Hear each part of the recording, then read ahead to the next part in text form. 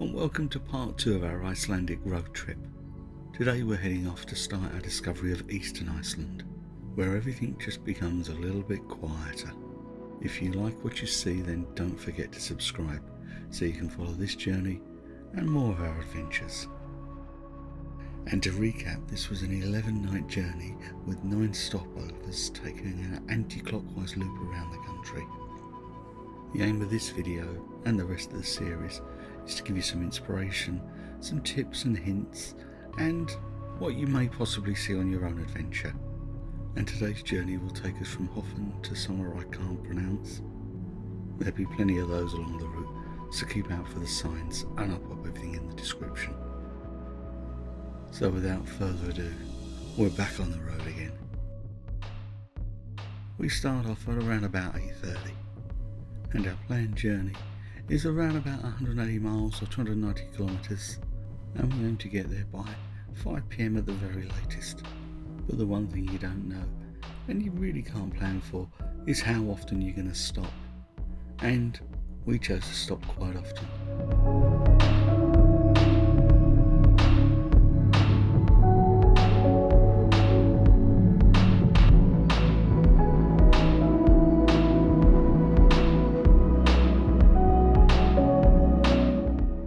And it became apparent as we were driving, we'd now hit the part of the journey where the roads were a lot quieter. We seemed to hit the limit where there were no more coaches or tour buses.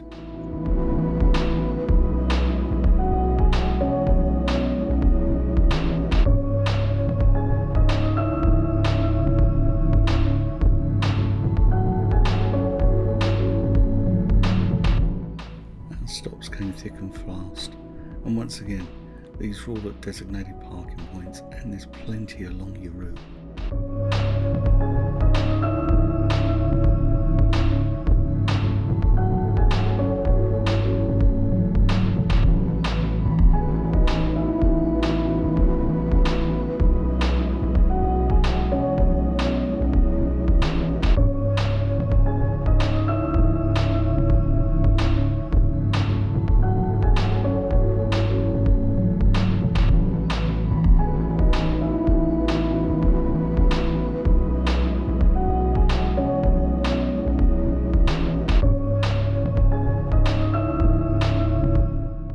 And then we passed through our first Icelandic tunnel.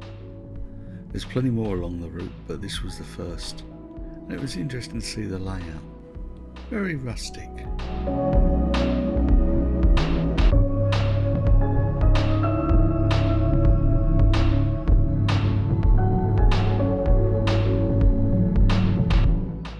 Oh, and another thing I want to point out. Just check out the weather and make a note as we travel through the day. I think we're definitely going to see 4 seasons. And another stopover, and this time to see a lighthouse, as well as take in the stunning landscape. And to give you an idea of the mileage covered, so far we're just over 30 miles or 50k, so we're making slowish progress. But this trip is really about the journey.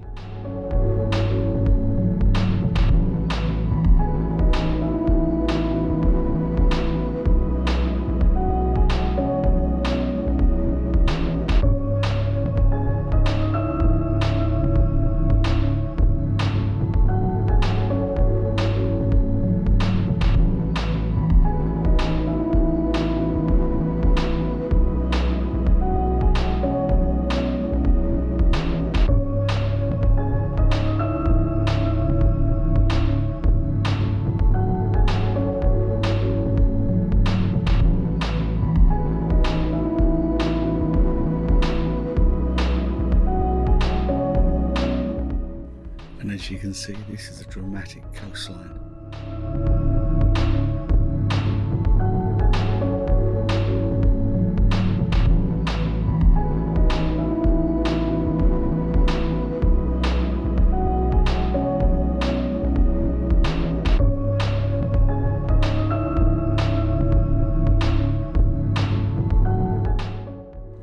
Now obviously it's down to you how long you stop, take in the sights and enjoy yourself, but leave yourself plenty of time in the day because you don't want to be rushing somewhere, because that's where mistakes happen.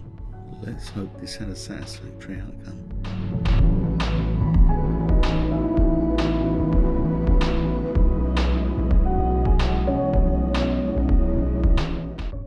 You notice on this part of the journey there's a lot less waterfalls or geothermal springs, but that makes it no less beautiful. I mean, this is stunning.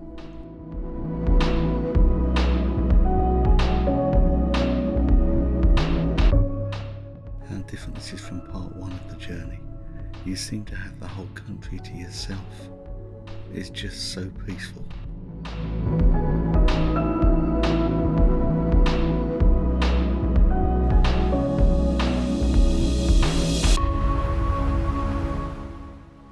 Don't forget, if you like what you see, then click on subscribe and hit that notification bell so you don't miss the rest of this journey.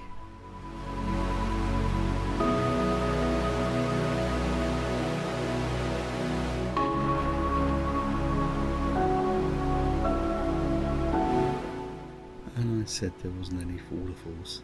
We came across the first one of the day here, although the best views seemed to be obscured. So that was an excuse to launch the drone, and that gives you some exceptional views of the waterfall. But it's also here that I learn about battery temperatures, and you need to keep your drone batteries warm. This was actually the first opportunity I got to fly the drone, mainly because the weather on the southern side was so windy, it just wasn't possible.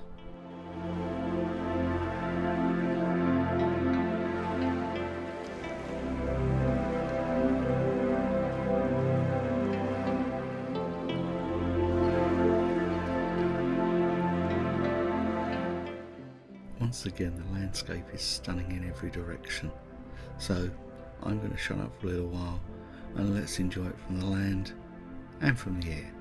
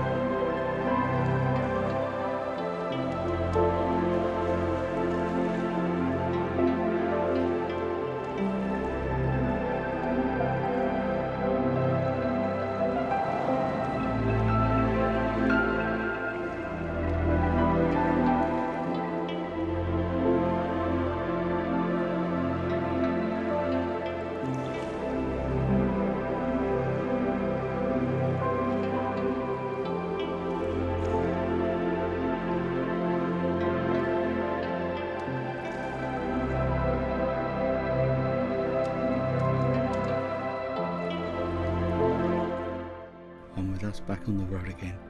It's once again time to touch on those driving tips. Please double check that at the time of recording the speed limit was 90 km per hour on tarmac and 80 km per hour on gravel, and obviously observe other speed limits as they appear.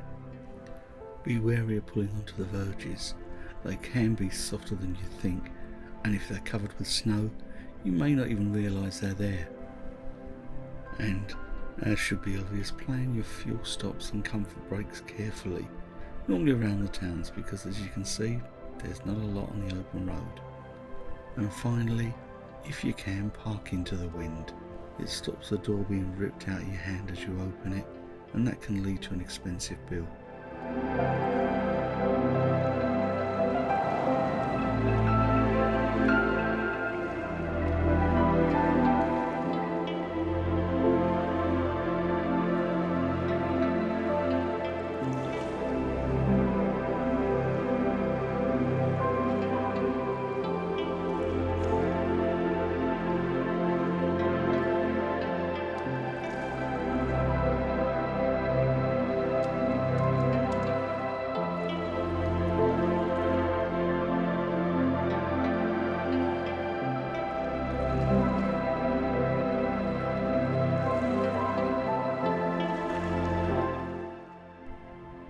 So, had you noticed the weather?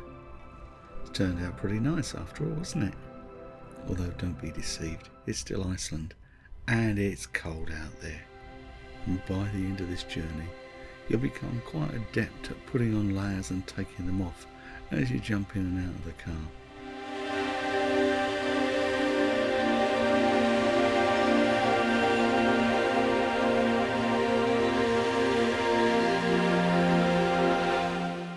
Has anyone noticed there's a little bit more snow on the ground? And those peaks seem a little whiter than earlier on in the day.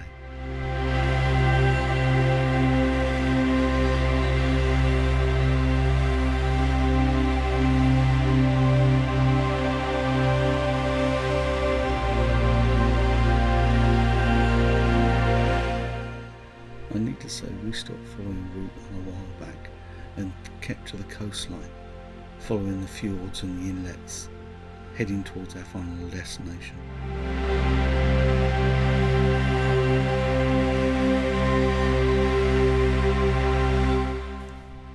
That has meant we've got a touch of gravel, with the occasional rock or boulder thrown in for good measure, but it's still fairly easy to drive if you stay sensible. And again, you're rewarded with some stunning views.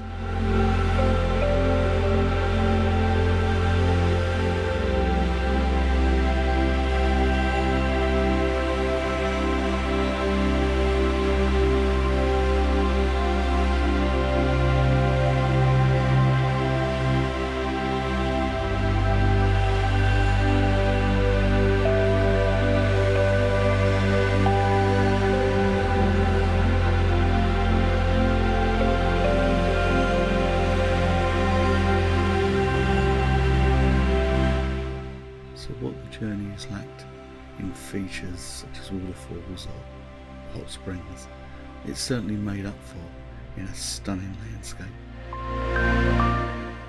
Now, despite all of those stops, we've arrived at our destination, which is down there somewhere. So we've decided to take ourselves off on a little detour, and are we glad we did.